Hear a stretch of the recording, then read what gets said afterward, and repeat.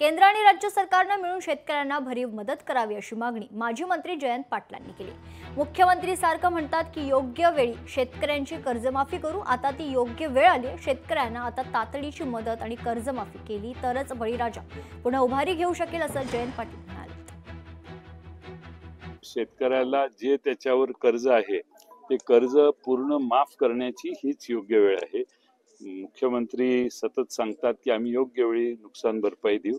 आमची मागणी आहे की ही योग्य वेळ आहे, याच्यापेक्षा दुसरी कोणती योग्य वेळ होऊ शकत नाही। त्यामुळे कर्जमाफीचा ताबडतोबीने सरकारने निर्णय घ्यावा आणि त्याचा अंमल ताबडतोब करावा आणि ह्या संकटात असणाऱ्या शेतकऱ्याला नवं कर्ज उपलब्ध करून देण्यासाठी बँकांना ताबडतोब आदेश द्यावेत अशी आमची मागणी आहे। कर्जमाफी ही एक प्रक्रिया आहे आणि महाराष्ट्रामध्ये पूर्वी सुद्धा ती झालेली आहे।